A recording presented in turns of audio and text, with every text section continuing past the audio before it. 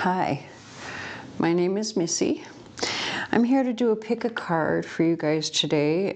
As you can see, I have several decks here. So all of these decks are new. And if you watched my last video, you know that I was kind of trying out some new decks so that I can post them on my website for sale.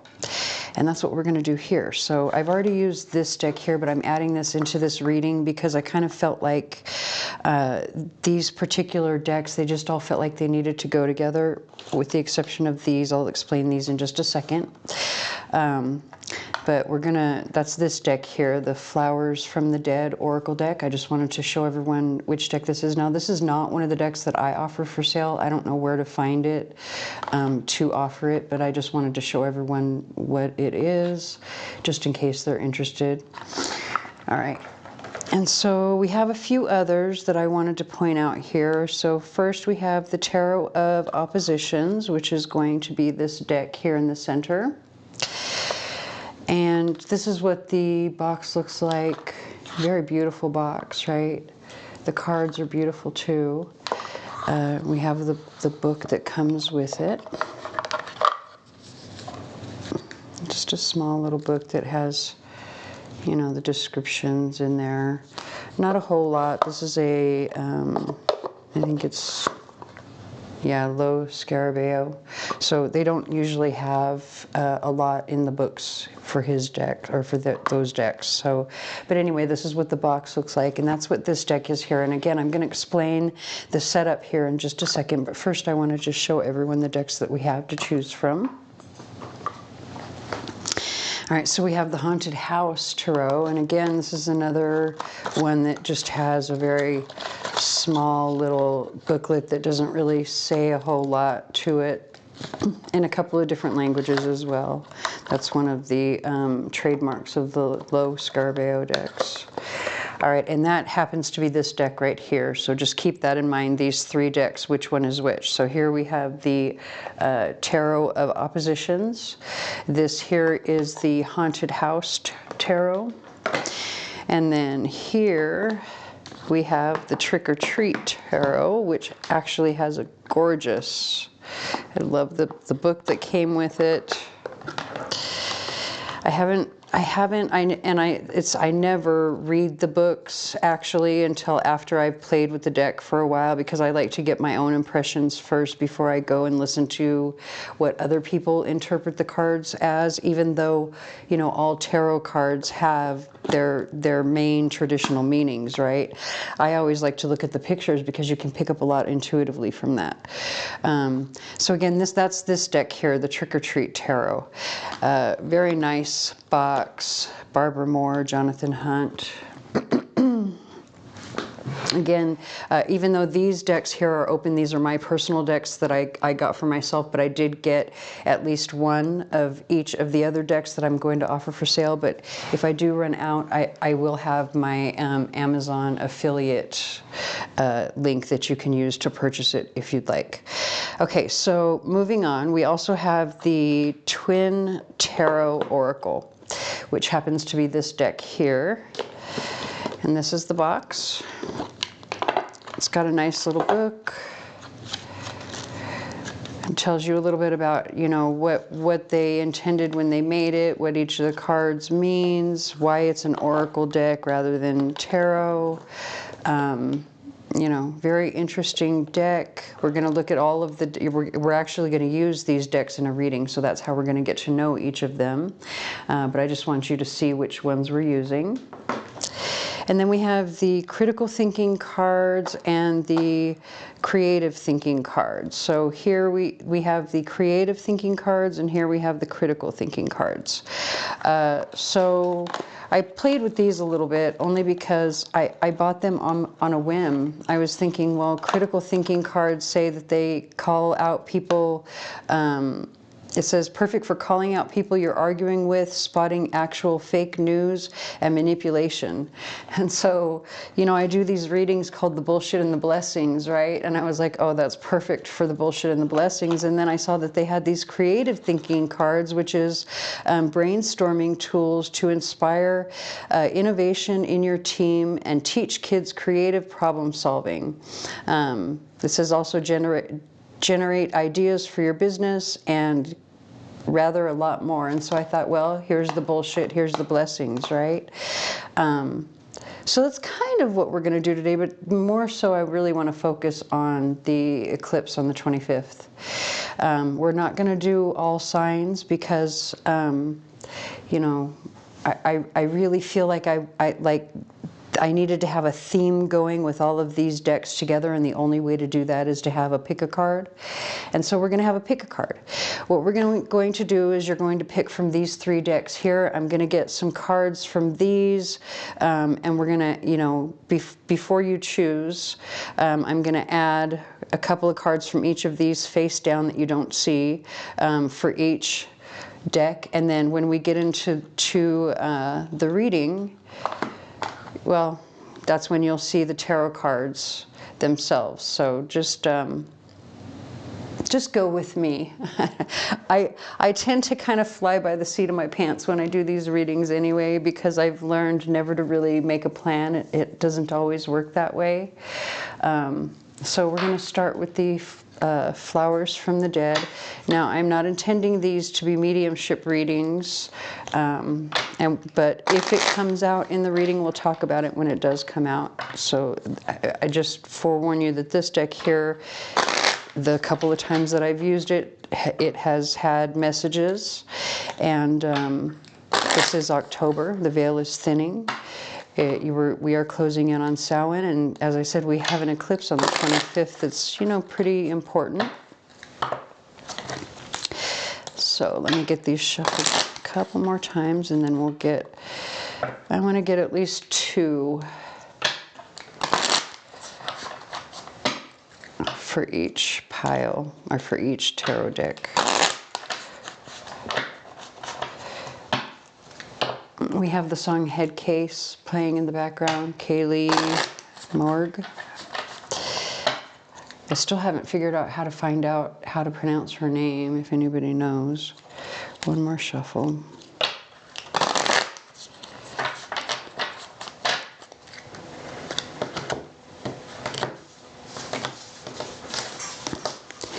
By the way, I hope you like long readings, simply because I'm going to take my time with these like I normally would, just because we want to get to know these new cards, right? So next we are going to get one card here from the Twin Tarot Oracle. So this particular deck here is only the major arcana, and it is an oracle deck that is based on the major arcana, but it's based on the twin energies of the major arcana, meaning the, you know, what you might call the healthy versus toxic energies of each card, right? And so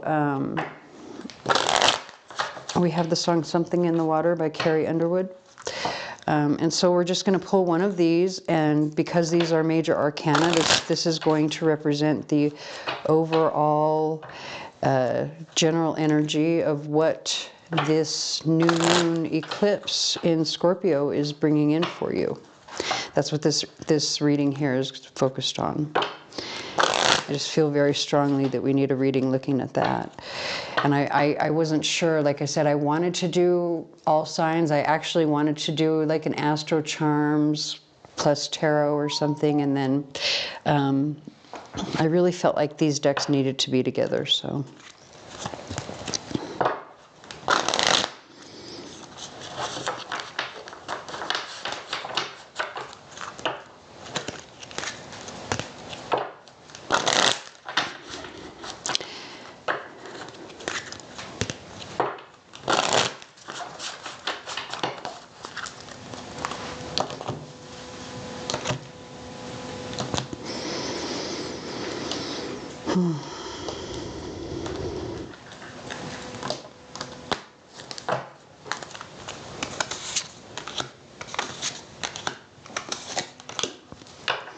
Just breathe with me. I know that some people don't necessarily like the quiet. I feel it's, you know, essential. Let's find the critical thinking first. What is the bullshit? What is the bullshit that needs to be cleared away? Also, remember, we do have Mars, Mars's retrograde is happening here at the end of the month as well. And so that's pretty much what this bullshit is going to, you know, going to be talking about.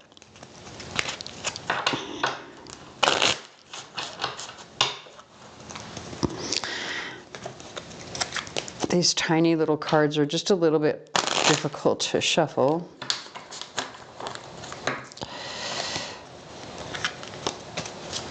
One more.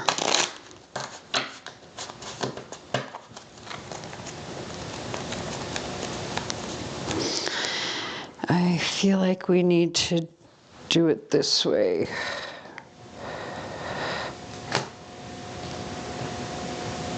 Nope, right there and right here. So we're going to take one from each.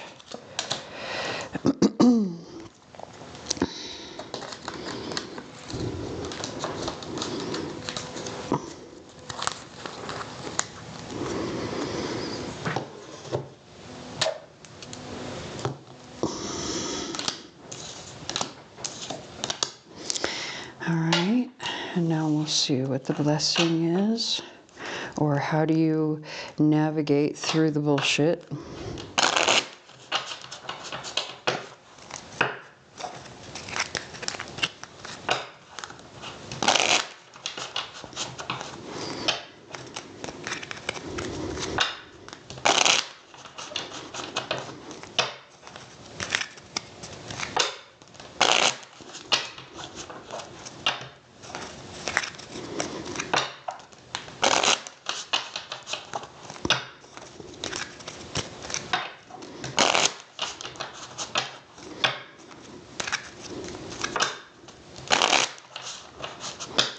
And by the way, the critical thinking cards and the creative thinking cards are not something I sell either. You'll have to look them up on the website, on their own website, which I think is criticalthinking.org or something. criticalthinkingcards.org or .com maybe, I don't. Okay. Let's get these.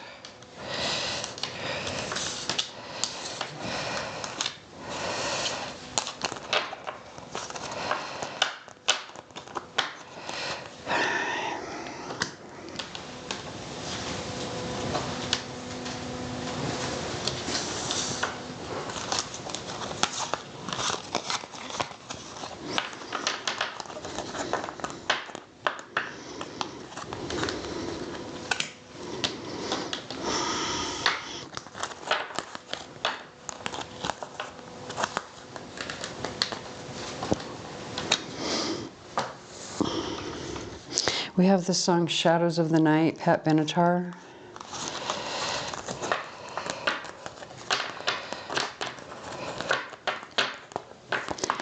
Just take that if it resonates for your situation at all while you're watching this process, if you're even watching this process. I'm still not sure if I'm going to leave it in or not.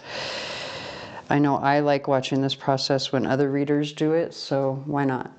Okay, yeah, so go ahead and choose group 1, group 2, or group 3, and I will be right back with your reading.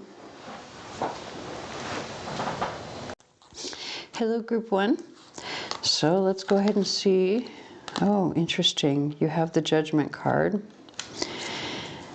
Very balanced energy. Look at all the blue and green. Very soft. The water is all very soft. Very balanced. So what is the bullshit? Let me put my glasses on. It says your fallacy is personal incredulity. Incredulity? How do you say that? Like being incredulous? Saying that because one finds something difficult to understand that it's therefore not true. Interesting. Kirk drew a picture of a fish and a human with the effusive disdain, asked Richard if he really thought we were stupid enough to believe that a fish somehow turned into a human through just like random things happening over time. So basically it's saying your fallacy or the bullshit that's happening here is thinking that you know more than others. And so the blessings are the best way for you to get out of this energy, because that's what Mars retrograde through Gemini is basically bringing in. So it's not going to be easy energy for anybody.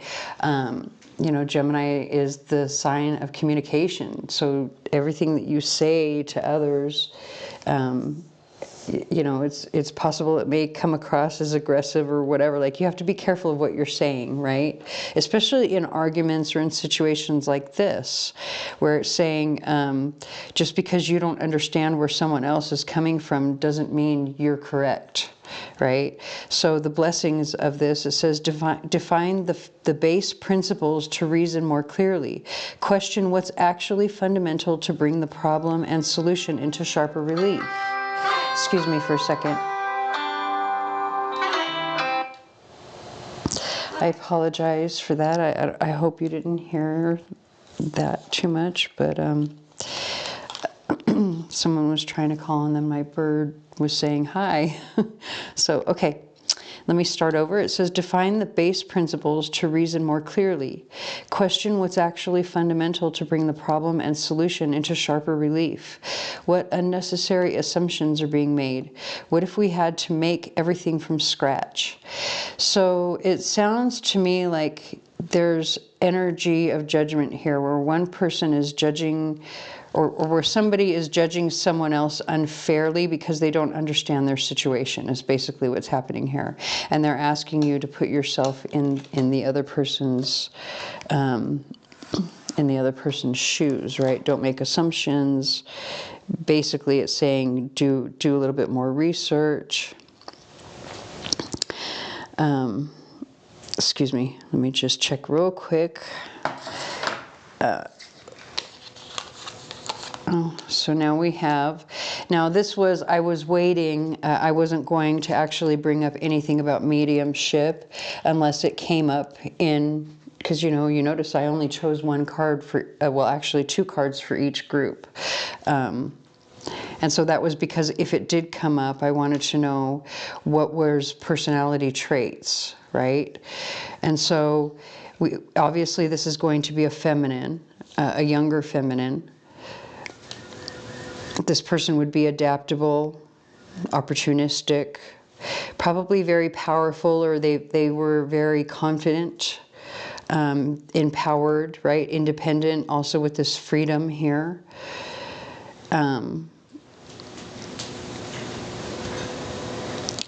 So we have other messages, though, with this vulture that's coming through. The vulture talks about making use of everything, right? Like making use of even what others might consider trash. Or, because the vultures, they clean the dead carcasses from, the land, right? They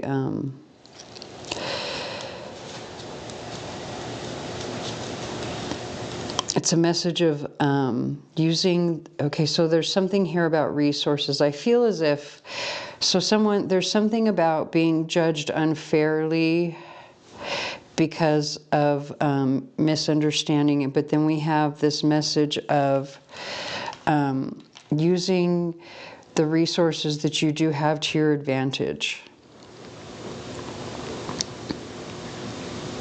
Because this loved one is coming in to say to you that this is what you need to do. That's the reason that they are coming in to speak to you at all. They're asking you to remember that they had this energy. So, you know, that they were adaptable and opportunistic, right? And adaptability means that you have an open mind. You're willing to listen to the other person's side, the other person's perspective.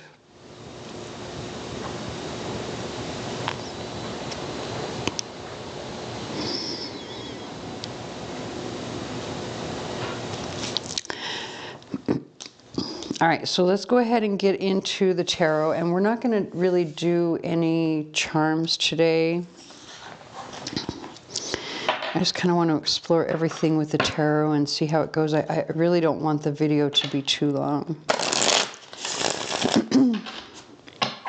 We have the song Unthinkable, I'm Ready by Alicia Keys.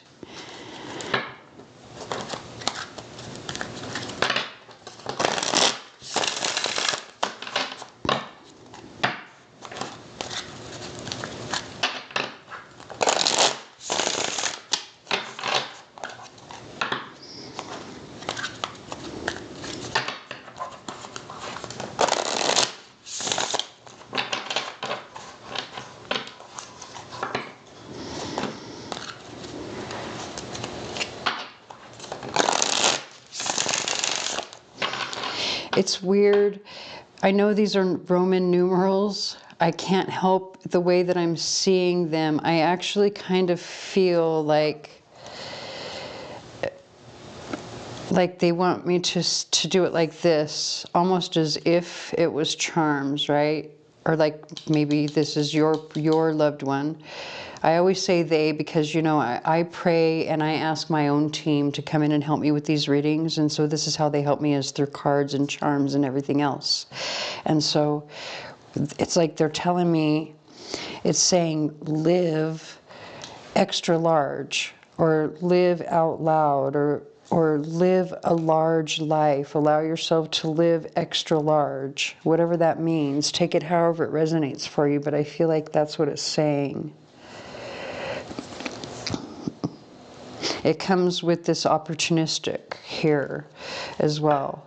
Like that word is basically kind of what they're showing me here. Live, L-I-V, live, and then extra large.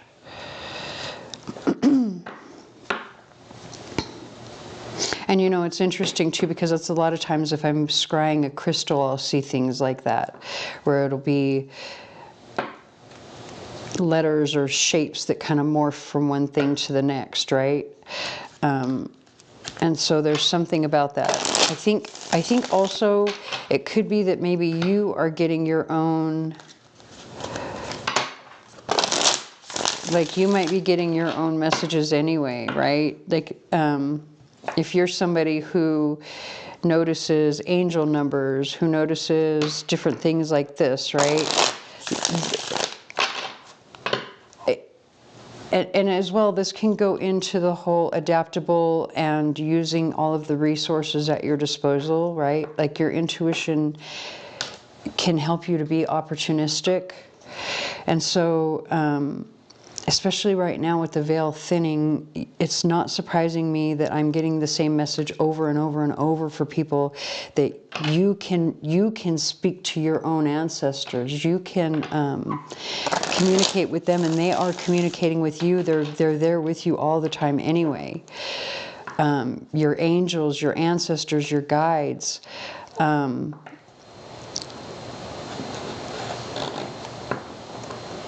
And so you just have to trust it, right? You just have to use all of the tools that are at your disposal. So like I say, going back to the message of if you're getting like angel numbers, so maybe you're new to this, right? And you're not exactly sure. So I'm so sorry for messing up the camera like that. I just had to move it because I don't know if me messing with the table is shaking the camera or not. I just want to, there we go. So if you are you know, seeing angel numbers or different things like that, and you're not really sure, you kind of discount it, right? You're like, oh, that's just coincidence because you're seeing them on license plates everywhere or something like that. Don't discount it. Trust it. Google it. Follow it, right? Google it and see what it says. What is the symbolism of, I don't know, let's see, you're out and you keep seeing the same animal everywhere that you go. And it's not just that same animal in real life, but you're seeing it in other ways, but you're not saying anything to anyone about it. It's just something that you're noticing, you know, in your world, and you're like, well, why am I seeing this same animal everywhere? Google it. What is the symbolism of XYZ? If you're seeing the same word, the same phrase, the same number, if you're seeing, I don't know, you're hearing the same song over and over, if you're dreaming about any of these things, use that to your advantage. I feel like they're saying that's also what's going to bring you empowerment and freedom, so that you're not stuck in this energy over here. Because I really do kind of feel like, I hate to say it, but I do kind of feel like even though all of this is showing like calm, serene, and balance, it feels like the way that you find this calm, serene balance is through this over here, working with this. That's what the retrograde is about. And really also, you know, an eclipse also kind of carries very, well, it's kind of chaotic energy, but a new moon eclipse can be very healing energy. It can be a new start, a new beginning, right? And what better way to have a new start or a new beginning is to kind of step out of yourself and like open your heart and mind.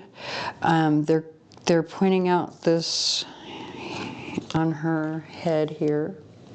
I can't tell. Let me take my glasses off so I can see if that's focusing. Come on. You see the cross on her forehead here? So if you were raised Catholic like me, that could reference Ash Wednesday. That might be important for some. Otherwise, I just feel as if it's saying,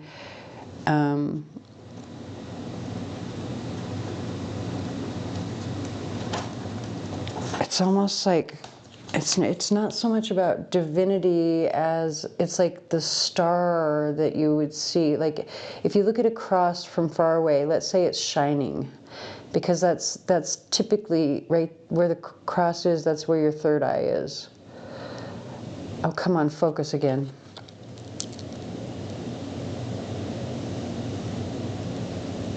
Come on.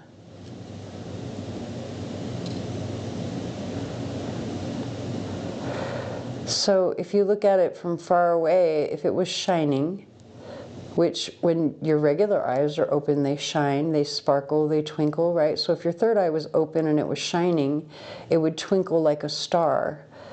So I don't know, again, there's something in that as well that they're calling my attention to. This camera, either I'm very impatient or this camera is just not great. It's like a really sucky camera. I'm gonna have to figure something out. Anyway, let me finish shuffling the cards before I get too lost in this energy over here.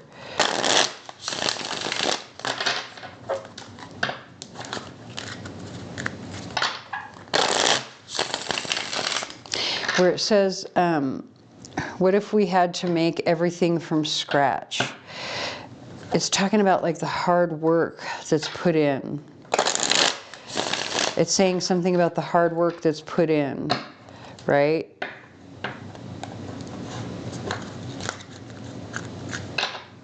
And I think you've definitely put a lot of hard work in, obviously, or this would not have been the first card that came out as your overall energy.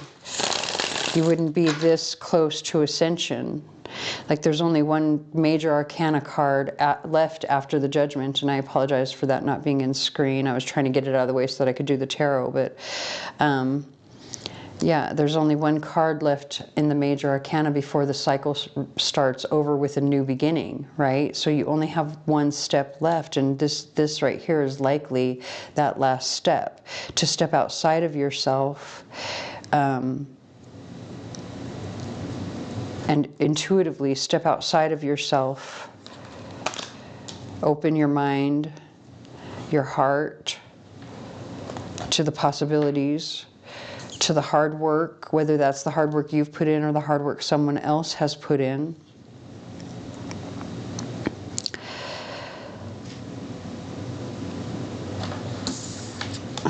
I don't want to say the song that just came on because the energy was so balanced and nice, and this song is so mean. Oh God. Okay. I love the song, but it really is mean. Like, when you're really angry with somebody, this is like... Okay, so it's the song Deal With It, Ash Nico. Anyway, you've got the Ace of Pentacles on the bottom of the deck. It's like it's an offer. Oh, okay.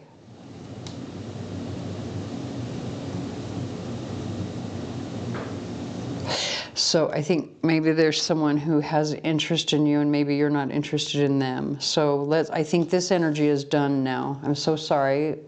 Probably because I kind of felt like I wanted to get away from this energy. So they did move away. But more of what is coming in for you, I think, is going to, oh, look at, now you have another ace, the Ace of Swords. And then look at, it's leading to the Three of Swords, which looks right here, pain. Look at that. And someone's hammering those stakes into her heart, right? So this is why whoever this person is making the offer, you're like, I'm so over you, and here's why. This is what you did, right? But this one is the one that haunts me, and it's interesting because this is the Haunted House Tarot. So maybe this is something that's haunting either you or them. Again, like I say, I think it's them. They feel bad about the fact that they hurt you. And I think they want to come in and apologize or something, and I don't think you're open to it. Not by that. If it's going by this song, you're definitely not open to it. That's just, and this right here is just the bottom of the deck, right? This is just the foundation of what's going on. We've got the Eight of Wands now, so there's a lot of communication coming in. And then now we have the Six of Cups. Very sweet energy.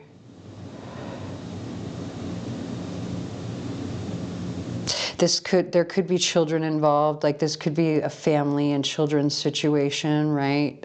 Like maybe this is a person that you have children with, and that's the reason this loved one here is coming in and asking you to, first of all, to step outside of yourself, right? Because of the children, definitely. If you have children with this person that's trying to come back in, step outside of yourself. Like, seriously, you should have done that before now. You shouldn't need to come to a reading to have somebody tell you that.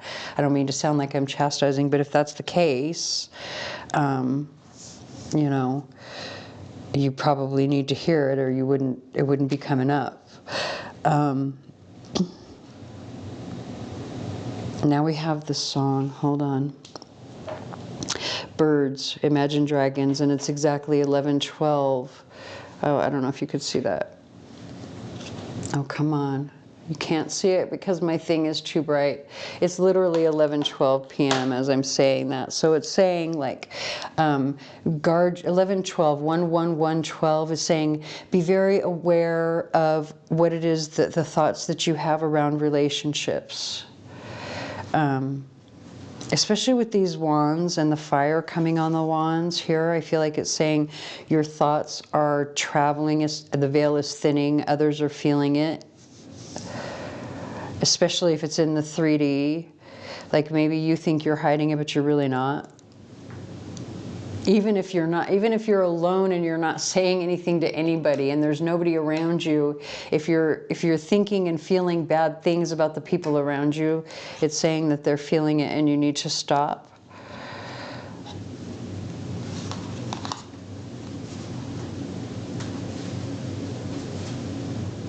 Interesting that we have all these birds here as well, with the song playing in the background.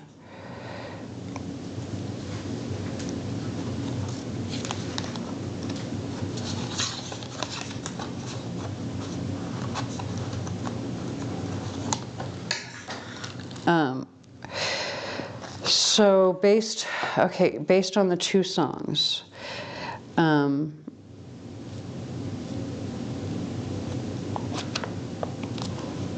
what they're showing me with the kids here, here's really what I'm getting. I have to be honest with you.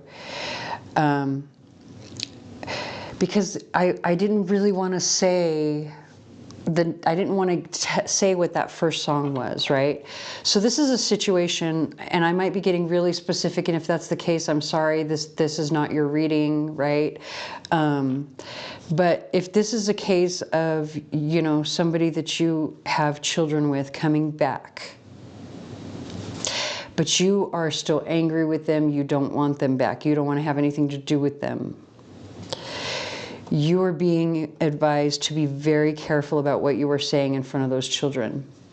Even if you think they're not around, even if you think you're in a room by yourself, even if you think, you know, whatever, they can still tell, they can still feel it. That's what this message is coming, like so strong to me, especially these right here. Think about how much work it's taken you to get to the space of balance, right? Do you want to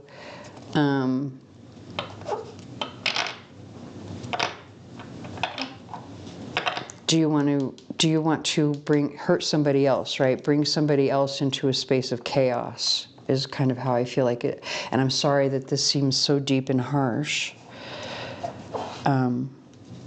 It just feels very strongly that that's what it's saying. Because I can't get past this image here. The child bringing a gift here. And then also in the Judgment card, she looks as if she's offering the sword as a gift. And so the Judgment card is...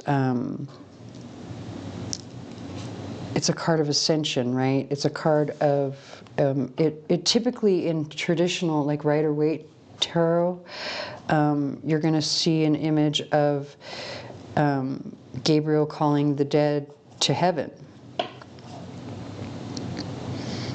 Souls ascending. You're leaving the 3D world and ascending into the 5D.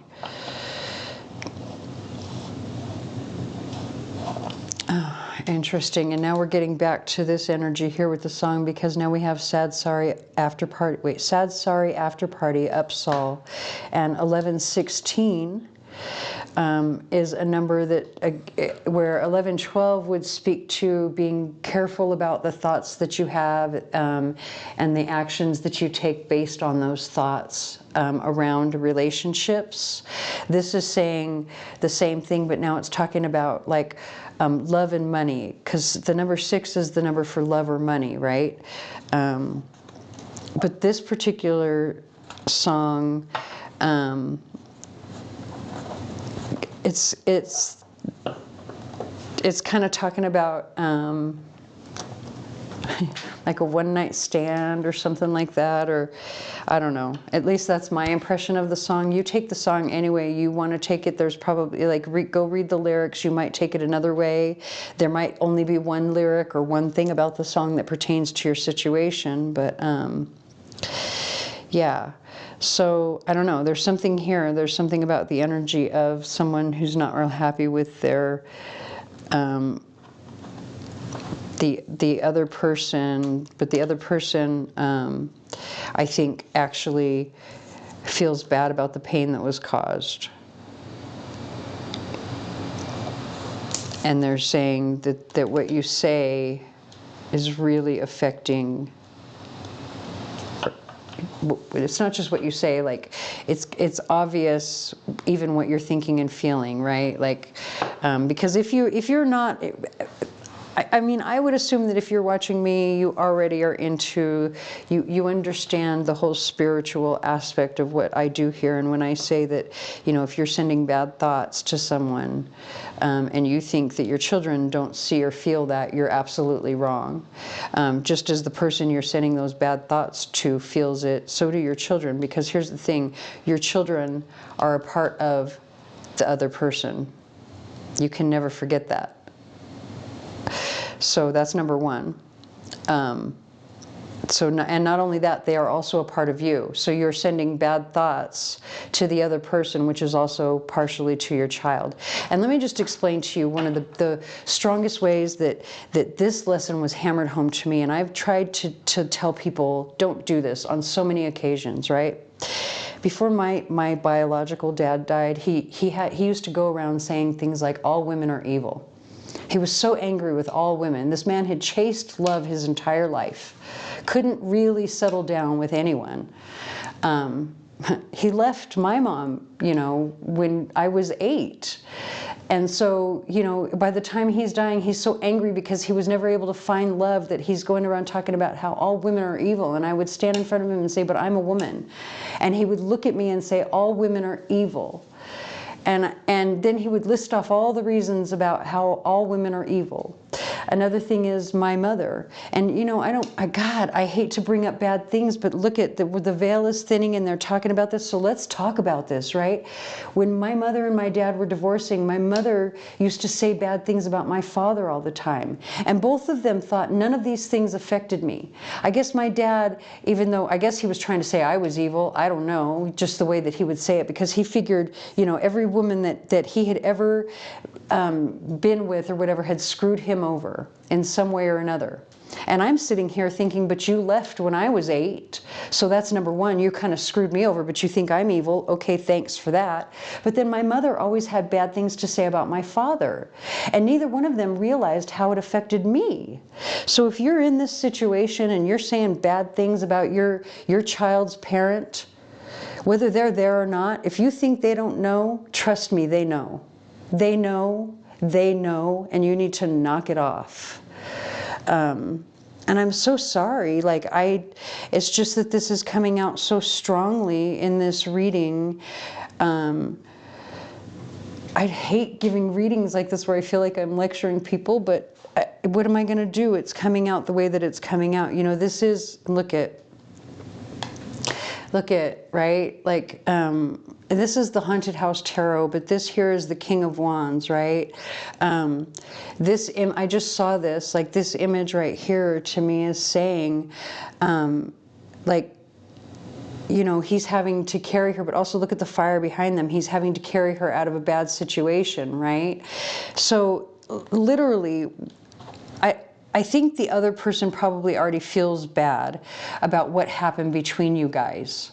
So why do you need to, and by the way, we have the song Get Up by Shinedown playing in the background, and it's like really going, get up, get a move on, get up, what's taking so long?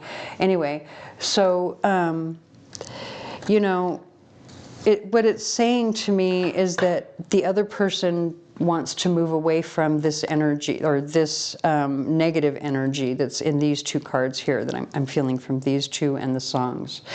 They want to move away from it, probably for the sake of the kids, which is very healthy. At least one person does, but the other side possibly does not. And again, I'm so sorry to sound like I'm lecturing when I do this. If you're the side that really is the one that wants to make things right, right? If you've put in all of this effort to try to make things right and the other side is just refusing, I encourage you to keep up, especially if the kids are small. Just keep up. And I think they're encouraging you to keep up and be adaptable and be opportunistic and to use your intuition so that you know exactly when the opportunity, when the opportunity is correct to, I don't know, somehow make this situation better, get to that last step to bring in this new beginning. Let's see if we can get one more final. It's right there. Two of Swords. So there's a decision. Basically, one person here, one person is coming in to offer their truth, right? An explanation, something, how they feel, or even like, I'm sorry, something, right? Or let's work on this together, some sort of plan that has to do with children, right? But there's going to be a decision that needs to be made, a choice that needs to be made. Definitely using your intuition. Also, I have to say though here, see how the scarf around her eyes is red. There's a little bit of a caution about your intuition. See how she's guarded, right? Try not to see through the lens of fear, especially right now with all of the energy that's been happening with Pluto. I know I've been struggling with that myself, so this, I'm sure, is a message for me as well, which is, if you're trying to see things intuitively, but you're doing it through the eyes or through a lens of fear, you're not listening to your intuition. So, again, depending on which side you're on, if you're on the side that is willing to work on things or put the work in, because remember this card here, which talks about hard work. What if we had to make everything from scratch? So there's something about the hard work here. Also, what unnecessary assumptions are being made, right? Question what's actually fundamental to bring the problem and solution into sharper relief. All right, you can't get more specific than that. That is going to be the blessing in this situation when both sides are ready to do this. And one side is definitely, I'm just not sure if the other is, but at least not yet, not based on that first song. But again, like I say, this is energy coming from the eclipse, so that's not until the 25th, which means that we do have about a week. I'm going to go ahead and leave it here. You know what? No, I'm not. I'm going to add some charms because I do feel like I don't know. I want to leave the reading with something positive. I don't like leaving readings where it feels like there's just something, stressful going on. Where's that top card, that critical thinking card? We want that blessing on the top. We want to ignore all that other stuff and bring the blessing to the top. All right. So let's get a couple charms.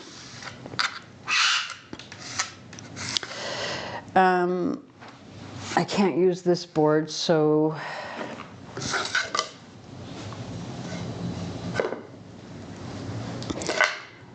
no, you know what? Actually, let's do this real quick. We're gonna set it for Aries, but if it comes in a specific house or specific sign, that's going to be a special message for you. Okay, so that's how we'll do this. We'll throw the charms and then we'll read it for the signs based on where they fall.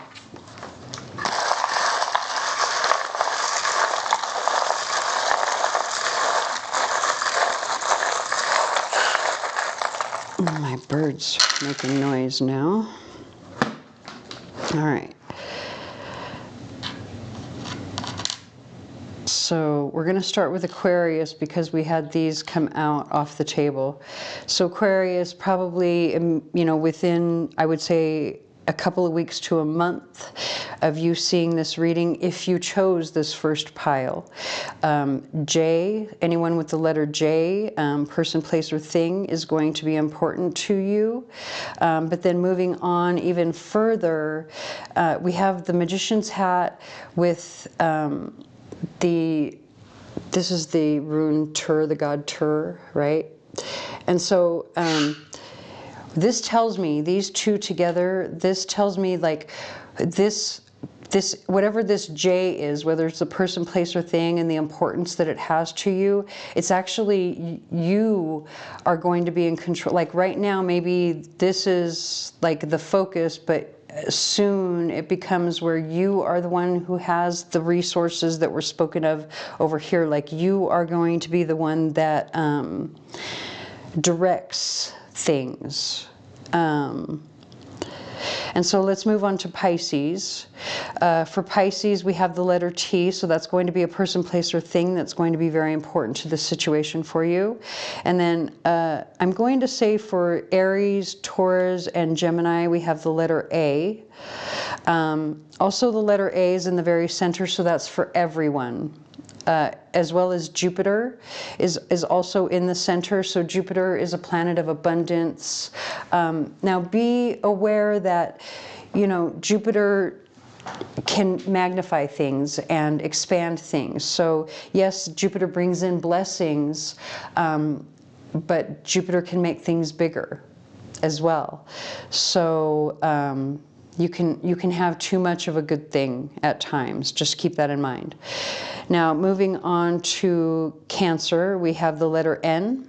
So that's person, place, or thing that'll be important for you. We also have the cat that's sitting between your sign and Leo. And the cat is a symbol of intuition.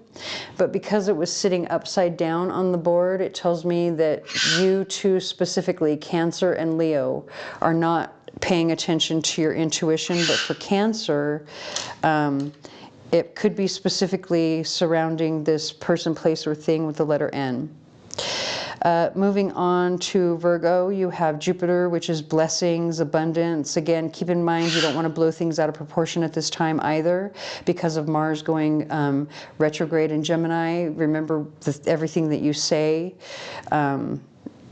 Especially with Jupiter, you do not want to, like if you're just a little bit angry, you don't want to say something and then it just blows the situation into something much bigger. For Libra, we kind of have the same energy that we do with Jupiter for Libra, but we also have my butterfly amethyst, and I call it a butterfly amethyst because there's this teeny tiny little red spot in there that it just looks like a butterfly to me. And so, you know, amethyst is a very psychic stone. It's a crown chakra, third eye stone, and butterflies are all about transformation, change. And so I think there's like probably big changes coming in for Libra, like big changes, probably spiritual changes. But also for Scorpio as well, because this was sitting between Libra and Scorpio. And then if we're going to go on to Scorpio, you also have the anchor here. So the changes that are coming in for Scorpio are going to be long term. Now, moving on to Sagittarius, having this anchor here, you know, anchors are heavy. They're, you know, they weigh you down. They keep you in place.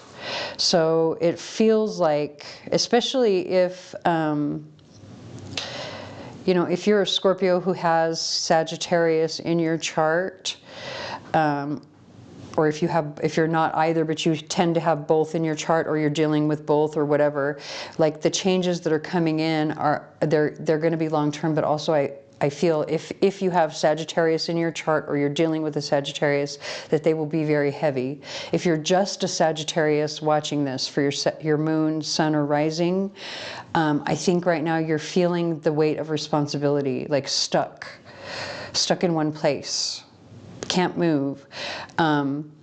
But it could also be like stuck in your thinking, because this is sitting on the mutable and fixed modalities here. And so mutable is very changeable, but fixed is not. So again, that's like, it's like, you know, kind of opposing energies, which really, again, if you think about it, if you're sitting at sea with the anchor, the boat is going to rock back and forth, right? So take that however it resonates for your situation. But now we're going to go ahead and leave Group 1's reading here. So I hope this resonates for you. By the way, we have the song Vacation. As I was saying this about the boat, interesting, I should have said something, but we have the song Vacation, the Go-Go's, and it's 11:33 exactly as I say that. So I hope this resonates for you. If it does not, please stick around. There may be another reading for you here on the channel that does. Please like, share, comment, subscribe, tell your friends, hit the notification bell, anything you can to help me. And I thank you very much for watching. Hello, Group 2. Let's go ahead and see. Okay. All right, let's see. What is your overall energy first? Oh, you have the World. Okay, so that's actually really, really good positive energy. Very positive. Look at how the dogs are dancing at the bottom of the card. They're happy, right? She doesn't look to be concerned about anything. She looks very happy, very positive. Look at the star at the top. So this is the successful completion of some sort of project or situation, right? So remember, what we're looking at here is what is the new moon eclipse bringing in for you, because that's what new moons are about, right? You're starting something new, or you're beginning something new. Well, obviously you are here with the World card, so you've successfully completed something else. Interestingly, you have one of the calling out cards for the bullshit. Now, I don't know if this is going to call you out or not. and if I get a little bit lecture-y, I apologize. I tend to do that sometimes, like I did in the last video.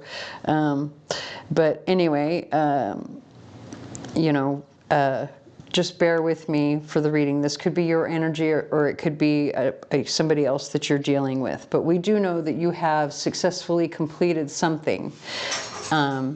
And you're shining, you're happy, you're celebrating, you're a star at whatever it is, right? So there's something very positive for you. What do you need to be called out on? It says, your thinking is bad and you should feel bad. Okay, this is the bullshit that the new moon is asking you to focus on, right?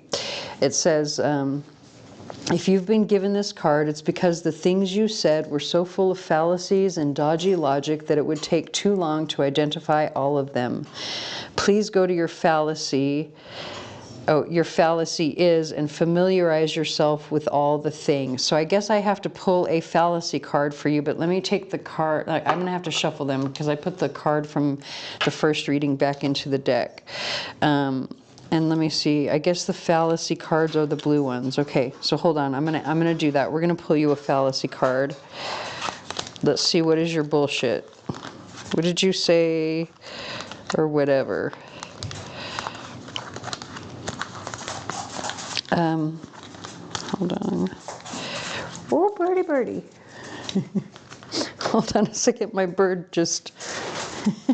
She's flying around. Hold on a second. Excuse me for a second. Okay, I apologize for that. My bird was flying everywhere. Okay, let me get the rest of these. I probably should have finished separating these before I came back, but and also the song that's playing in the background. Hold on. I don't know the name of it. I know the song. 911 by Elise. So you might want to look up the lyrics to that, or it might not even be the lyrics. You never know. It could be the 911. Okay. Okay. So what is your fallacy that you're thinking and saying that are dodgy? Your logic is dodgy on what?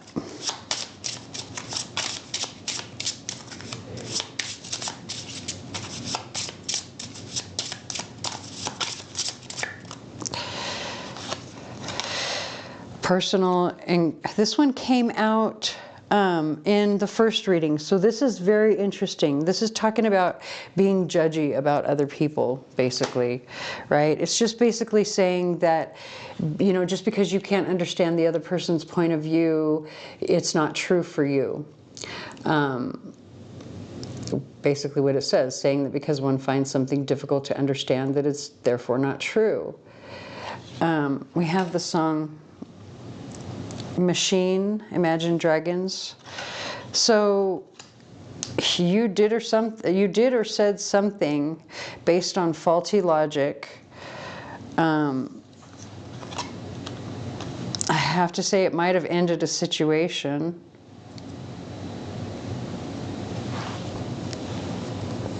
Successfully. Maybe you're happy that it ended a situation. I mean, you can't get past the fact that she's dancing and happy, right? But whatever it was that you said or did was based on your inability to see the other person's point of view. Your inability to put yourself in the other person's shoes, basically.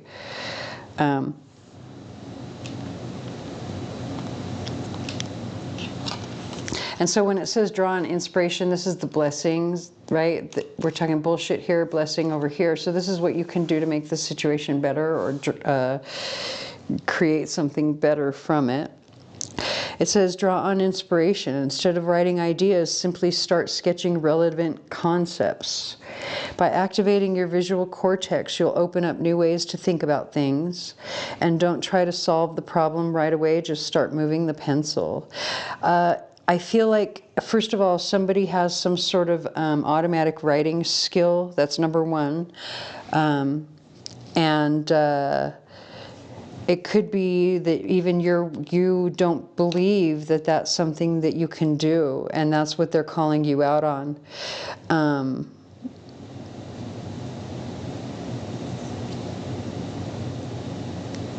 That's coming like really strong. It's something that, especially by activating your visual cortex, you'll open up new ways to think about things.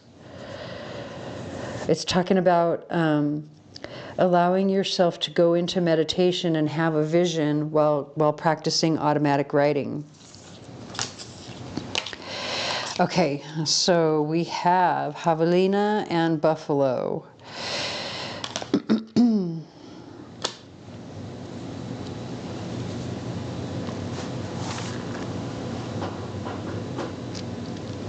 It's interesting to me that one talks about a struggle and the other one talks about abundance. I mean, I don't know if I'm the only one noticing that. And then, again, this is happening.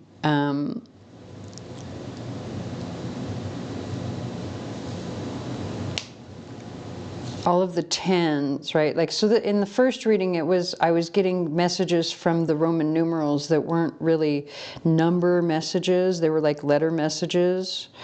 But all of these tens here, right? All of the X's that are in here, it kind of feels like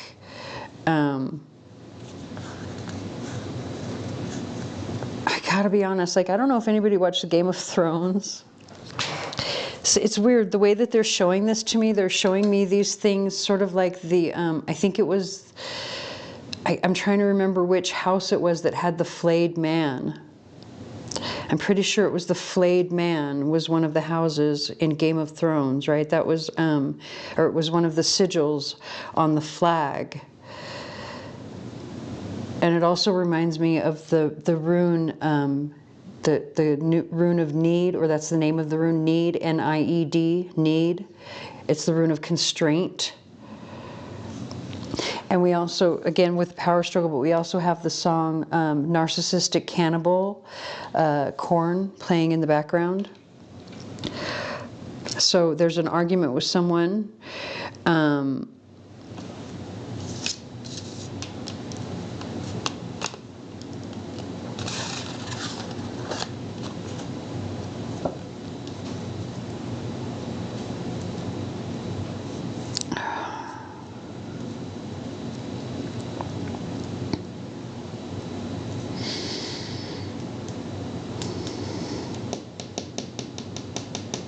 They do really want you to go into this automatic writing. That feels very strongly for me. Like you finished some cycle out before, or not before, you finished some cycle out from previous that had to do with some sort of spiritual quest or journey. Learning about your gifts. They definitely want you to start the automatic writing and going into meditation. But then when you get to this energy here, this is talking about an argument that you've had with someone who's very narcissistic, and you're going to need to probably, I think you're going to have to keep notes, keep everything in writing, journal, but also maybe like write down how you feel about it as well. Journal how you feel about it. That goes back to the automatic writing thing, the meditation. It could be that maybe you find some sort of message comes through that'll help you with this situation if you try the automatic writing. But beyond that, it feels like with this draw on inspiration, what the blessing will be in this situation, it feels very strongly as if they're saying to me that you need to like write it down, journal it, keep notes, keep records, write everything down, every experience, keep a record of everything.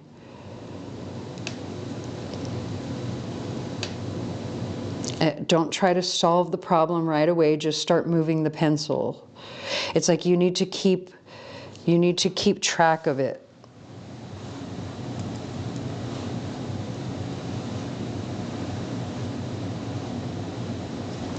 We have the song. Hold on.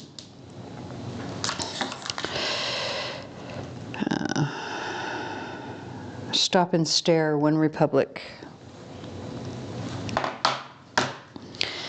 Okay, I'm gonna put this over here so that I can get some tarot.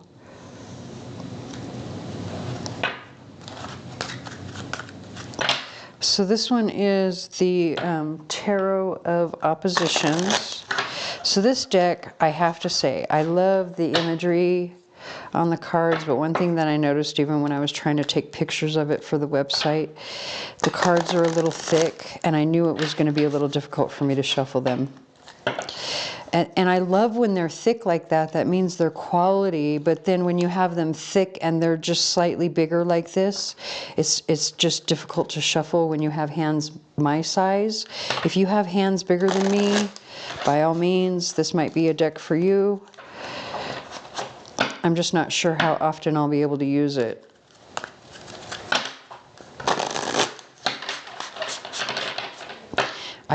When I was, all those years ago, first learning to study my own astrology chart, I used to do everything by hand, drawing the chart, all of that stuff, and writing out the interpretation, all of it, and that can kind of take a toll on your hands, especially right in this area. That I can't remember what that's called when you have that problem right there, but I have that, so. Bigger cards are not especially friendly to me.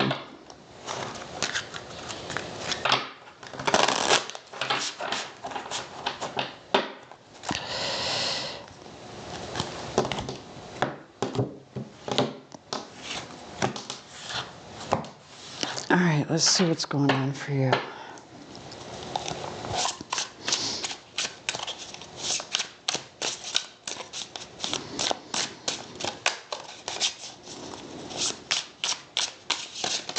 Just breathe with me.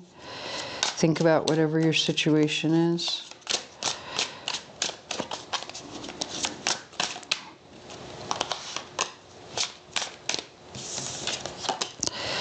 All right, so we have the Chariot, and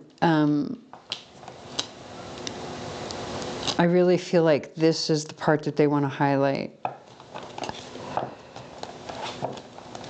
Although I have to say, I have to be really honest with you. So one of the things that I do, like when I'm reading cards, I let my eye draw me to wherever it wants to go first, and that's what I read first, wherever my eye is drawn first. And my eye was actually drawn right here in the center, which is so interesting to me, because really, if you look at the meaning of the tarot, of the Chariot in tarot, it is about overcoming turmoil, which is what this particular card here is about.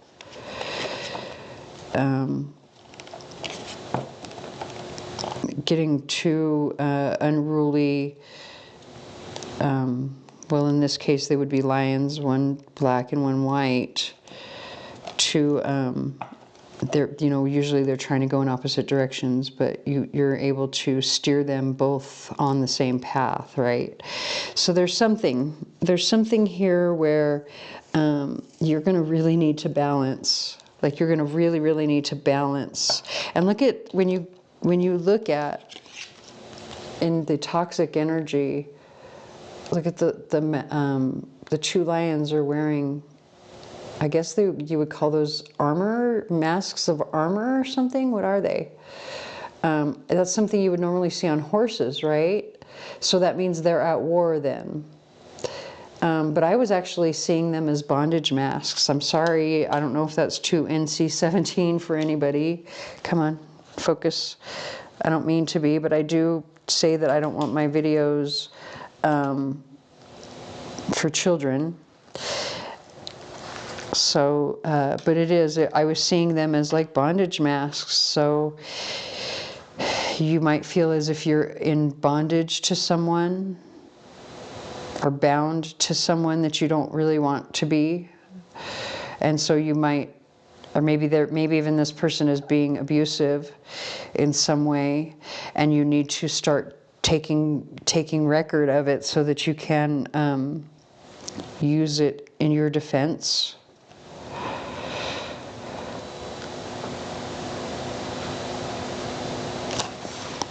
Look at, we have the Hierophant. So now you've got all major arcana, because we started out with the World, but we've got the Hierophant on the bottom of the deck. I'm getting a little bit of a sleazy feel from the Hierophant.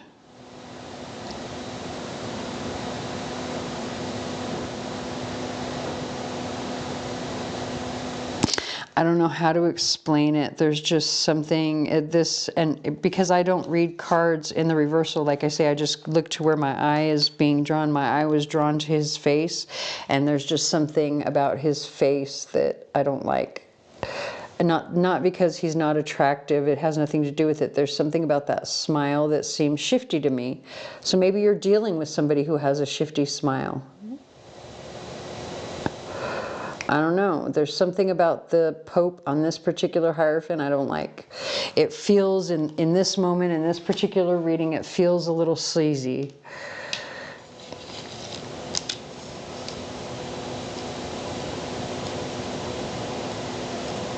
This could be somebody who's in a position of leadership, definitely, with this card and this Hierophant. Like maybe they come across as, or they try to come across as being pure, right? Or being, you know, a pope is religious. They're holy. That's the word I'm looking for, holy. It's interesting too, because this one is the one that's supposed to be the shifty pope, right? He's supposed to be the shifty pope, but I don't think he is. He actually looks like he's more in deep thought to me. So, you know, take that however it resonates. It could be that the person who is put in this position of leadership because they, like maybe there's one person, like, okay, whatever your situation, I have a feeling this is like a work thing though, to be honest with you, because there's not like no cups, there's pentacles here, right? You have the World card. It kind of feels like a work thing. And so if this is the case, then whoever the person is who's the boss, they're the boss because of their references, because of their record being clean, because of something. Whereas on the surface, they look like they're the better option, but in reality, it's the person who maybe doesn't have the clean record, or the person who maybe kind of doesn't have the experience, or maybe the person that other people are like, I don't know, I'm just not so sure that I like that person. Like, that's the person that actually should be the leader based on this energy here. We have the song Supermodel, Manskin. I don't know how to say it when it has those 2 dots over the A. How do you pronounce that? Manskin, something? Manskin? Right, Måneskin? I don't know. I don't want to offend anyone by saying it incorrectly. So back to this energy. That's what, especially with this over here. That's kind of what this song is about too. Where it's talking about how she's the supermodel, right? Like she's going and kind of distracting people while her boyfriend does whatever. Right here, alone at parties. She's working around the clock when you're not looking. She's stealing your something. I can't hear what he's saying, but anyway. So like a supermodel looks really good on the outside, but according to this song, this song in particular is talking about somebody who's using that to their advantage.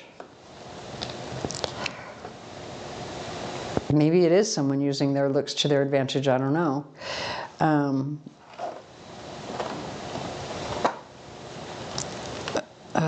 Maybe they have a boyfriend that's not so great, that you just don't know about because it's in the background.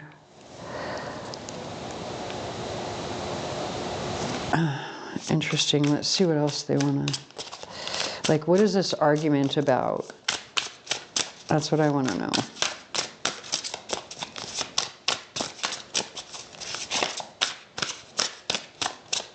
I feel like I want that one. And let's do these here.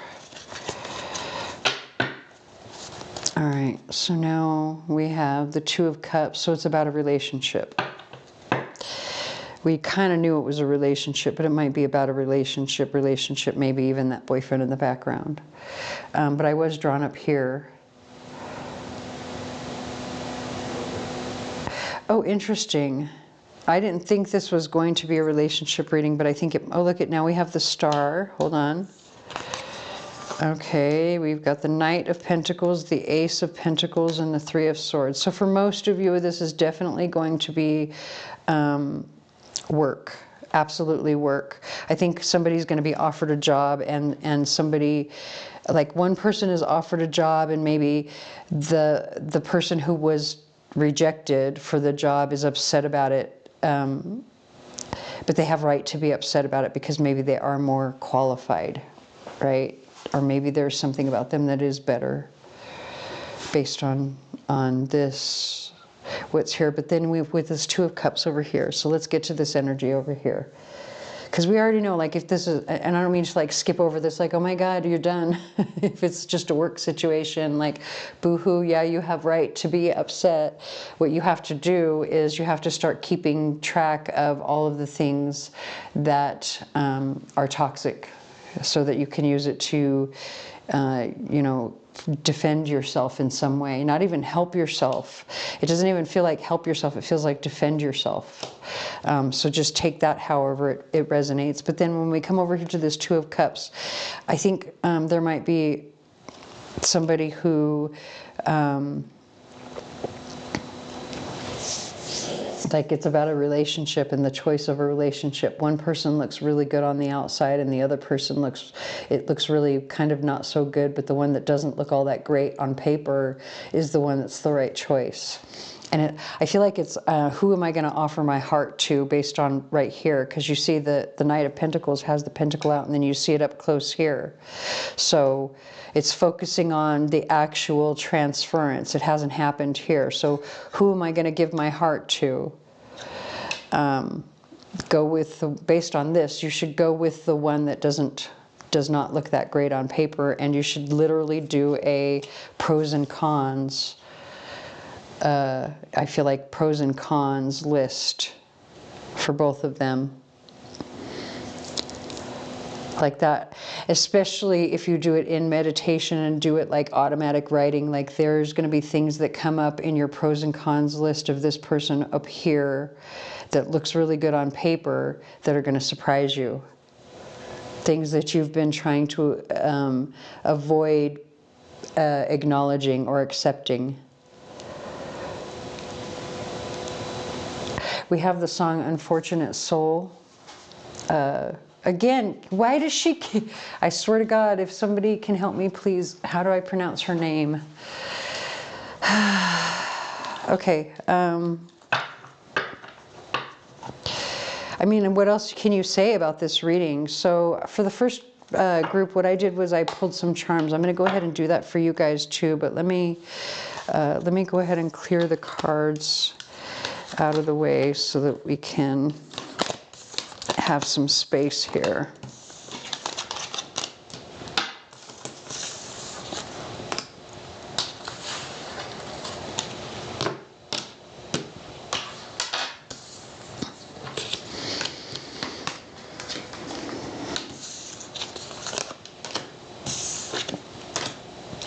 Okay, I think I'm done.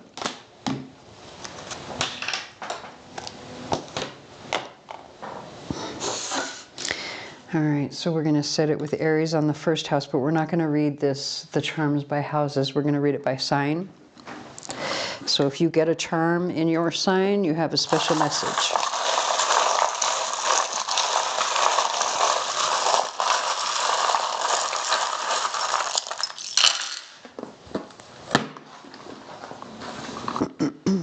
Let me get some of these flipped over and then we'll get started.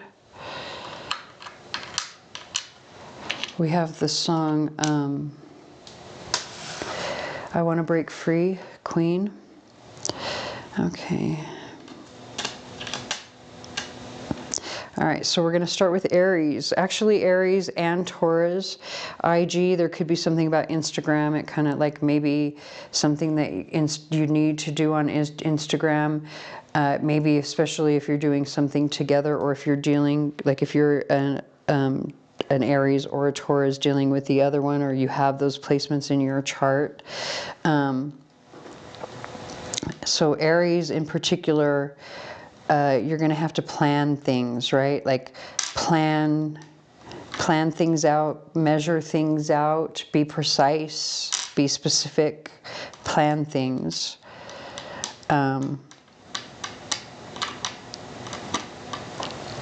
And then you have the A sitting here. So if it falls on the board, that's going to be within a couple of weeks to a month from the time that you watch the reading. And then, you know, outside of the board, the time period extends. So, you know, several months, maybe a person, place, or thing with the letter A is going to be very important to your situation.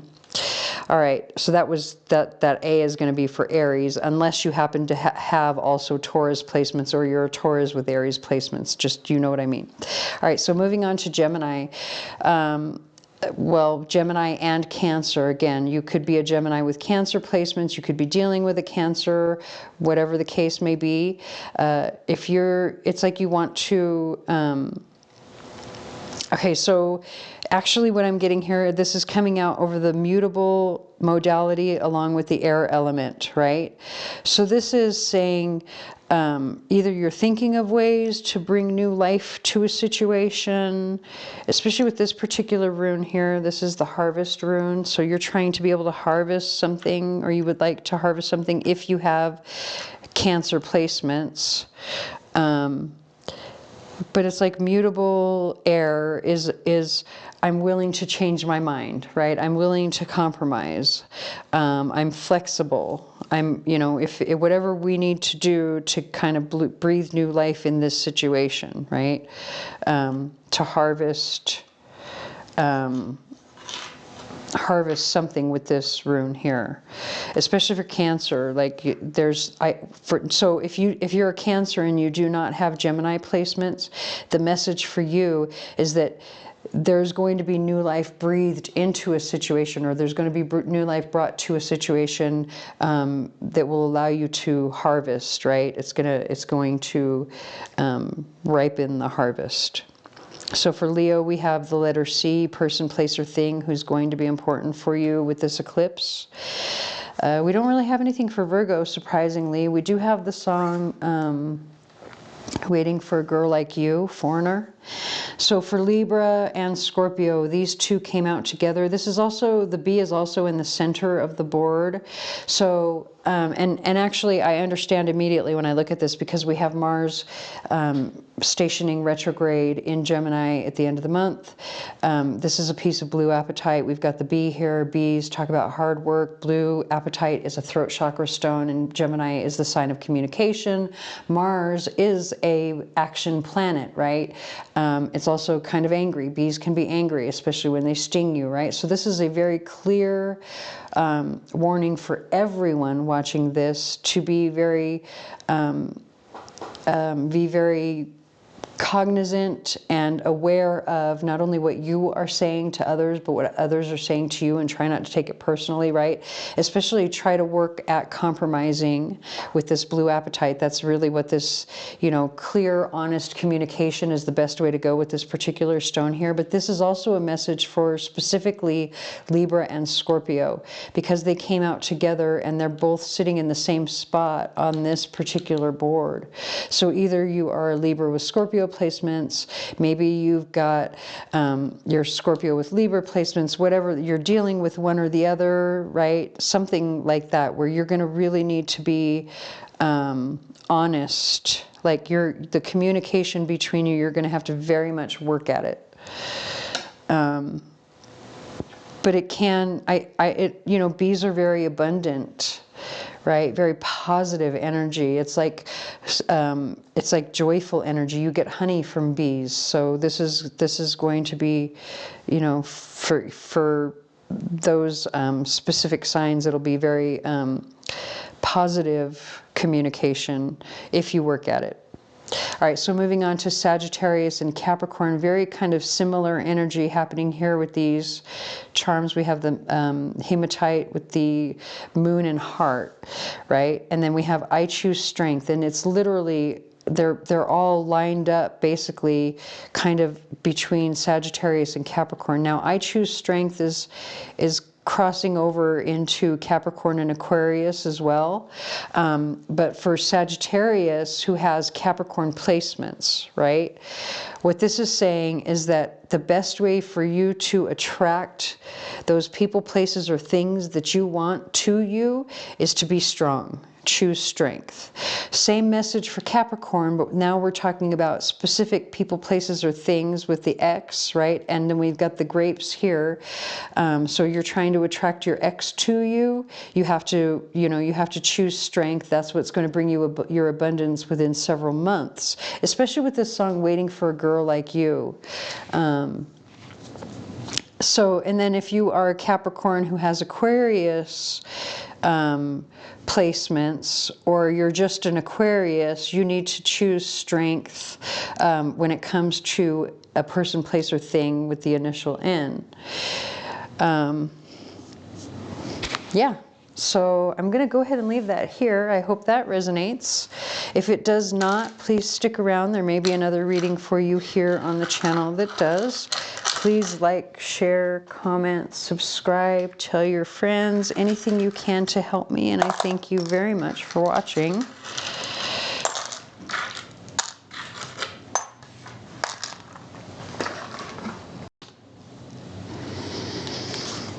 Hello, group 3. Okay, let's go ahead and look at your overall energy for the new moon eclipse. So it looks like you're stuck, but very, very happily. Like very happily. Look at his face. Look at that face. He's like, oh, this is heaven. And then also Look at his toes, right? He's got his leg bent, and he's got this vine wrapped around his foot like he's dancing in place. It literally feels like he's dancing in place, almost like pole dancing. I don't know if you're a pole dancer or not, but yeah. Okay, so yeah, and then we have, hold on, we have the song, Rockin' That Shit, The Dream, and it's 12:12 exactly as I say that. Okay. So you're very happy being stuck. Very, very. Look at the way that the light is shining on you. Literally, somebody is a pole dancer or something, I swear. Like you're really enjoying it too. Like it's very healing. Okay, so we're going to look at the bullshit here and the blessings. So it says your fallacy is black or white. It says where two alternative states are presented as the only possibilities when in fact more possibilities exist. It says whilst rallying support for his plan to fundamentally undermine citizens' rights, the supreme leader told the people they were either on his side or on the side of the enemy. Oh my God. So you're happy where you are. Maybe you put an ultimatum out to somebody because you're like, ooh, I know I look good, right? So you got this ultimatum going. Sorry, but I gotta just read it the way it's coming through. And then we have, this is the blessings. This is your blessing that's coming in with the your head in the clouds. Rather than verbal collaboration, use a cloud-based service like Google Docs with open sharing permissions so everyone can anonymously collaborate, comment, and build on each other's ideas. Create a copy of the doc at schoolofthought.org. Oh yeah, that's where you get these cards, by the way. So you can't, that might, you know, pertain to somebody literally, but I feel like what it's saying with this, especially the way that the rays of light are hitting him and the light halo around his head, if that's, yeah, so it feels like communication with the divine. Literally, that's what the Hanged Man is doing anyway. That's why he's put himself in that position, is because he's trying to find enlightenment. And so your fallacy is thinking that things are either black or white, that there's never a gray area. There's either one side or the other. And it could be even as well that you put out some sort of ultimatum to someone, and they're asking you to put yourself in the other person's shoes, first of all. Maybe rethink. Be open to compromise. We have the alligator and the flamingo. Okay, so this is all about like emotion. This is all about love. I kind of knew like it was about a romantic kind of relationship and love because of this song. But it's just confirmed even more with these two cards here.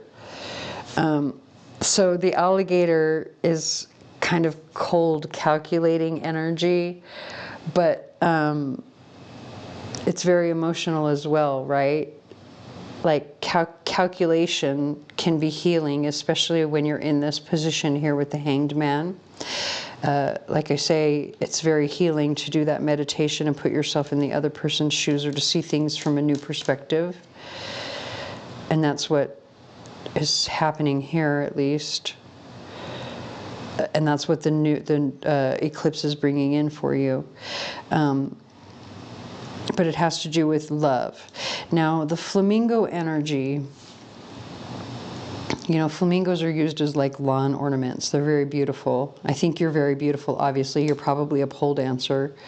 I'm sorry, but like if you're not, you know, I think you're probably a dancer, or you're very graceful or something. Like there's something about you that's very graceful, very beautiful.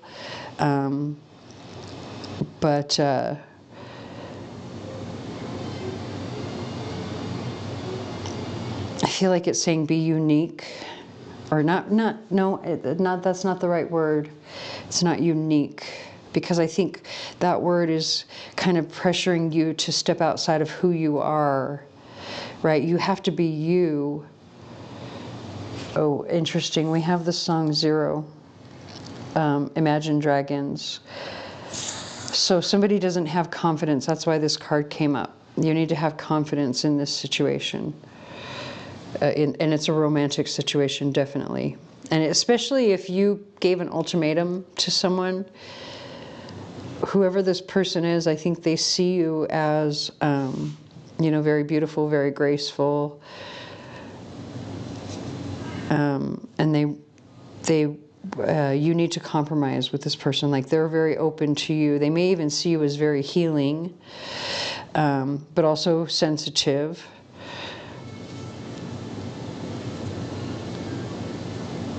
Probably even a little,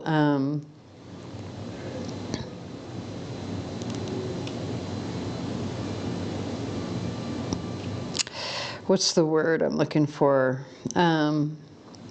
Because, you know, an alligator can be a little bit dangerous, right? But I don't think they're not going out and they're not being dangerous to humans just because, I mean, unless you piss them off, right? It's not like they're out hunting humans or anything, but they're extremely dangerous if you get anywhere near their territory. So maybe there's something about this situation that either you or the other person feels is dangerous in some way. And that could be one of the reasons that they're asking you to put yourself in the other person's shoes. Okay, let's see what's going on. Let's see, you know, what's going on that you've put yourself on hold. Like, why are you on hold? Why, first of all, why are you so happy in this position? That's what we want to look at. What is this position that you're in, or this belief that you have, this ultimatum that you gave?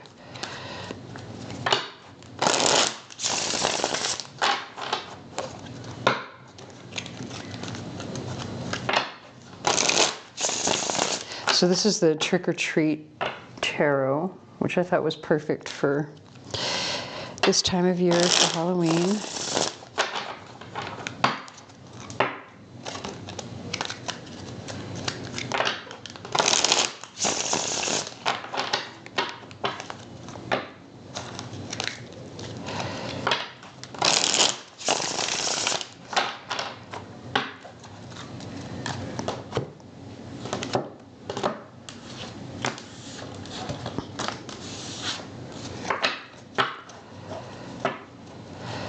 We have the song, Ghost of Mine. Okay. It's her again. Dang it. Kaylee Morgu, I don't know how to say her name, and I really need help because I have tried to Google it and I can't find anything unless I just don't know what I'm looking for. Interesting, look at, you've got the Hanged Man on the bottom of the deck again. Yeah. Okay. So someone ghosted you, maybe?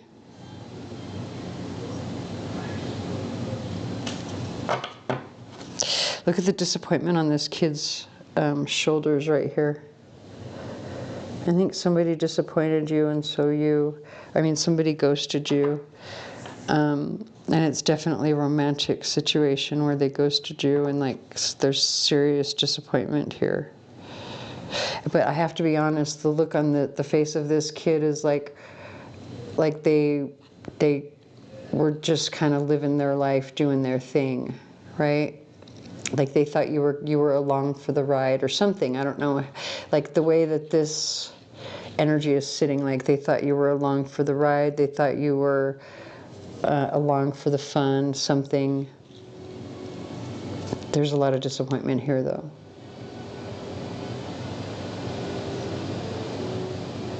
And I feel like there's a third person like helping you guys to work it out. Like this person feels like he's giving a little bit of a lecture to both of them, even though what he's really doing is candy. It's just I read these intuitively, and that's how it feels to me. It feels like he's given them a talking to, and that's why this one is going, oh my God, I didn't even realize that I did that. Like, I thought you were along for the ride. I thought you were along for the fun. I didn't realize that I left you behind. I didn't realize XYZ. That's how it feels. So again, take that however it resonates. This is the Six of Pentacles, right? The Six of Pentacles is energy of, but like you didn't give me the same treatment, the same respect that I was giving you or that I was looking for, right? There's not equality here. There's something unbalanced in this situation.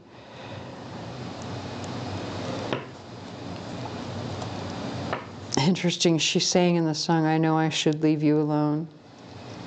Thought I heard you saying my name. Oh no, what a shame.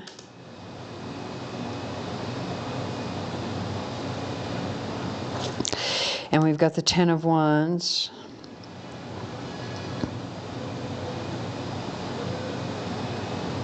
Somebody feels like an ogre. Right here. Somebody feels like an ogre. I wish that would, come on.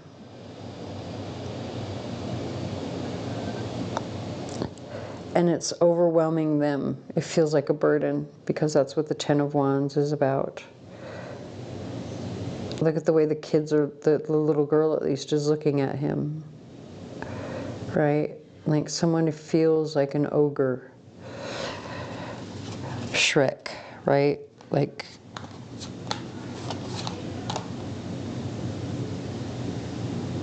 interesting.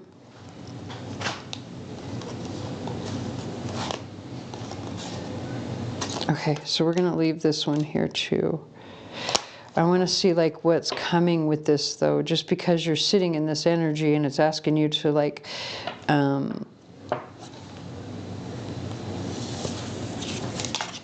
it's asking you, where is it? You know, to really see things from their perspective.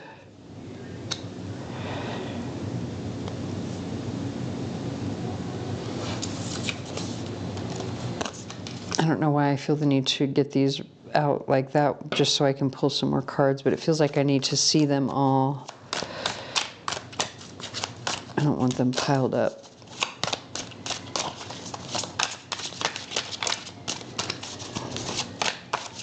So what's happening next in this situation? I mean, obviously it's a new moon, so there's going to be more in this situation, but why, like, what's happening next? Come on.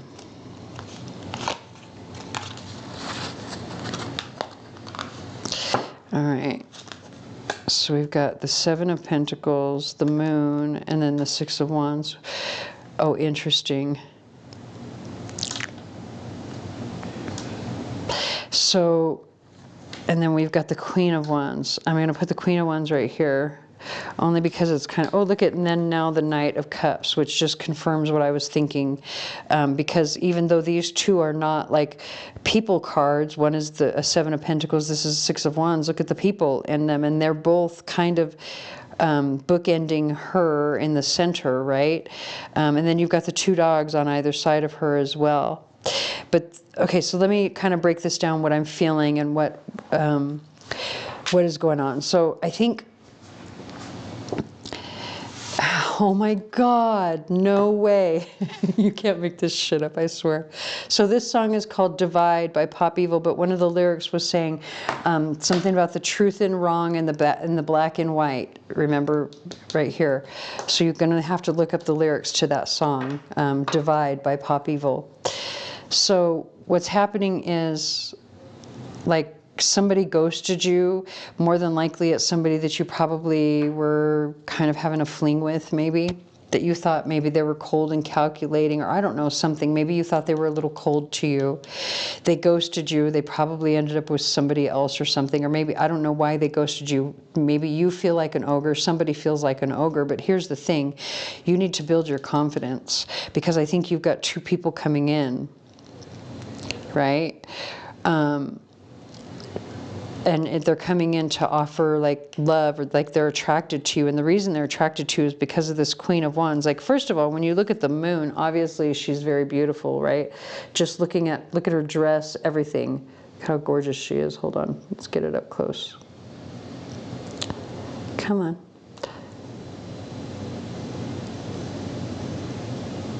Look at all that color and everything. She's gorgeous. So she's already beautiful, but the Queen of Wands, the meaning of the Queen of Wands, this one she's in costume, again, beautiful, right? Sexy, but in costume, right? So what this is saying, the Queen of Wands energy is fire energy, very attractive, very charismatic. Oh, you know, in the spotlight. We already saw that over here, especially if you are a pole dancer of some type, right? But whoever this other person was that was like, I thought you were along for the ride, blah, blah, blah. Like, if that, you know, whichever side you're on, if that's you that left somebody else behind, you know, and because you thought they were along for the ride, but they weren't, and that other person is disappointed, or it's the other way around, vice versa, because you know there are always cross watchers. I think whoever it was that was disappointed, that was left disappointed, the one who feels like an ogre,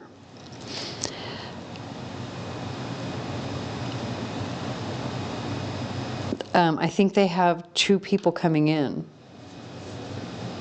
Possibly 3, but I feel more like this Knight of Cups is just to confirm. Yeah, because look at, now you got the, look at how sexy she is. It's because you're, how attractive you are. Like, whoever these people are, they're very attracted to you. They find you beautiful. Now, does that mean that they see all of the other good stuff about you, your personality, right? Because, you know, just because you're beautiful on the outside doesn't mean anything. You have to be all the way through beautiful, and we have to be honest about the Devil card, right? It's very sexual. That's the reason it's the Devil card. This is the reason the number 666 is the number of the devil, because it's the number of love and money, greed and lust. And so it's possible that these people could, it could just be that they're lusting for you. You know, maybe it would take time. Look at, especially with the 3 of Pentacles, you would have to work on it, right? I feel like whoever this is, like there's something, people help you with some sort of costume that you do, some sort of something that you have to do to perform in some way. Like, I don't know, that's interesting. Okay,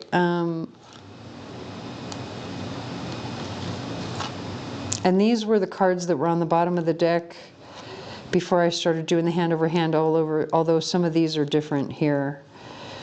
Look at the Joker. Okay, so you're going to have to really work at like using your intuition and also relying on your friends to help you kind of slay the demon of insecurity with this 10 of Swords here, right? Because really this is a scarecrow, like even though it is the 10 of Swords and it looks like there's, you know, just argument or something happening here, this is really a like a scarecrow or a mummy or something. It kind of feels to me like it's a like not an actual person. It's saying like slay this insecurity to avoid being taken in by a Joker, right? That's the whole if you look at the Joker Harley Quinn thing, where he, because how badly he treats her, well, you don't want anybody like that. Look at, you want someone who's your equal. You want to avoid this dude. Move on to bigger and better things. Happiness. I mean, we could keep going. Look at the Star. Page of Swords, which is like truth. That's a huge sword, though. Like this, getting ready to slam down some serious truth, right? I don't want to keep going because then it was getting back into, like, you know, stuff that we don't need to go back into about the insecurity. So, yeah, I think you got some people coming in for you. So what I'm going to do at this point is we're going to pull some charms with this to see if there's a special message for specific signs. We'll go ahead and clean these up.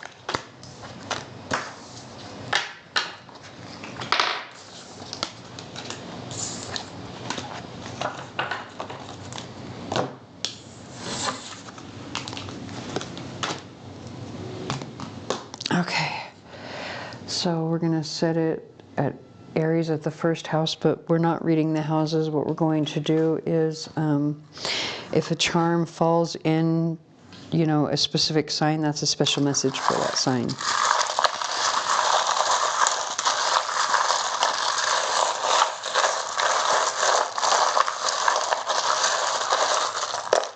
Boy, I just dropped one.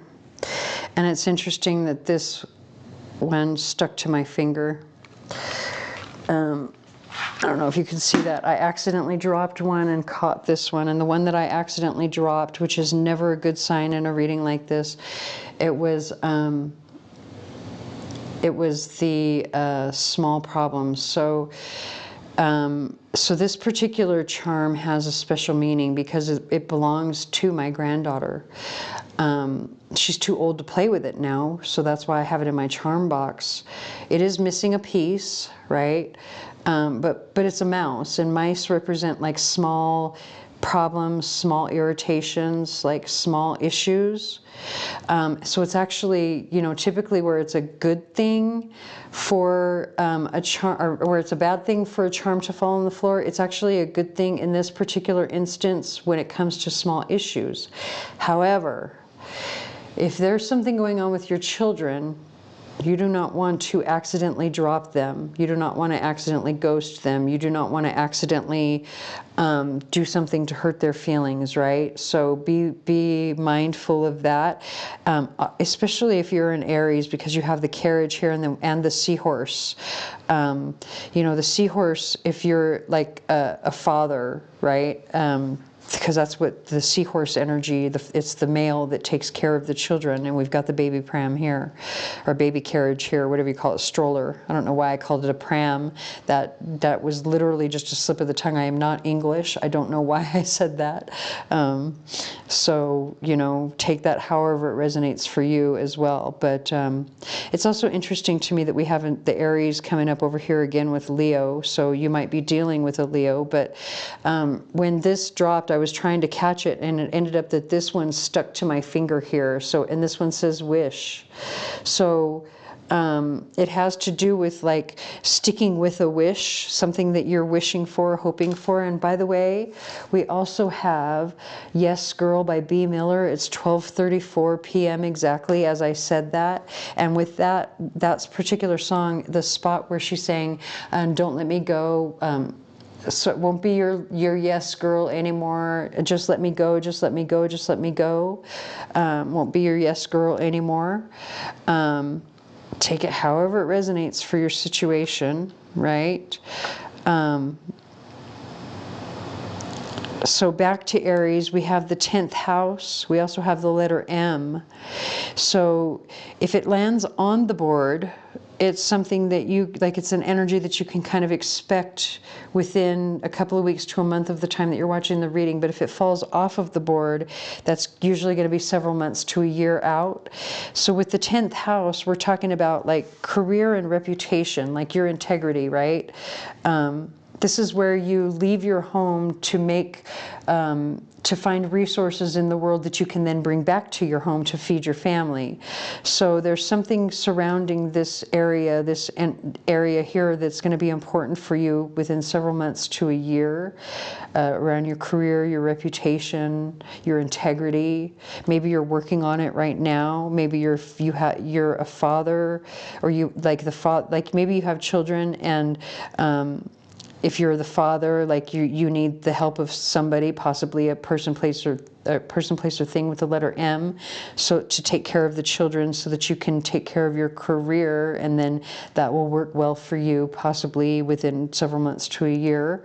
Or it could be the opposite, like you're the mother and you need to ask the father to help, right?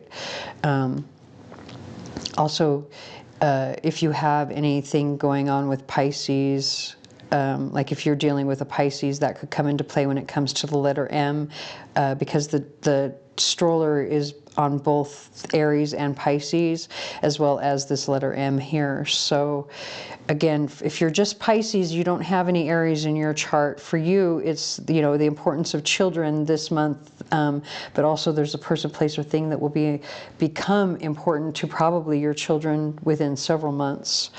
So Taurus, there's nothing here for Taurus, but for Gemini, we have the harvest rune. So you're getting ready to like harvest something, the reward for something. Nothing for Cancer, but then for Leo, you could be dealing with an Aries. Aries energy is also the energy of new beginnings, which is what a new moon is, right? So, you know, if there's something that you are planning on starting, or something that you would like to start, like I feel like, you know, or something you'd like to get started on, that could be a special message for you, something that you're passionate about because it was sitting over the fire element. We don't have anything again until we come over to Aquarius, where we have the star, the palm fronds, and we have the love and be loved charm. And so it's interesting to me that we have the star coming out in the sign of Aquarius and the palm fronds as well, because I always feel like the palm fronds, it's saying reach out to you know, reach out to others, whether it's because you need help or they need help. It's just the message that I personally have for the palm fronds. And then, you know, the Aquarius rules the 11th house, and that's kind of the energy of the 11th house anyway. It's your friends, your social network, the people that you work with that you're not really close to, but they're your friends at work, or this is your extended family, right? So take this however it resonates for your situation. But the interesting thing about the star is that the star card in the tarot is Aquarius card.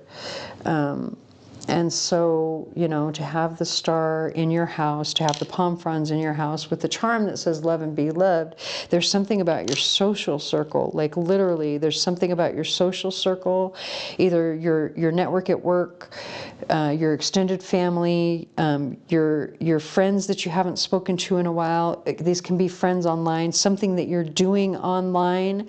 You need to reach out to others, extend yourself, show that you love them. In some way, shape, or form. Okay, so I hope that resonates. I'm going to go ahead and leave that reading here. If it does not resonate, please stick around. There may be another reading for you here on the channel that does. Please like, share, comment, subscribe, tell your friends, anything you can to help me. And I thank you very much for watching.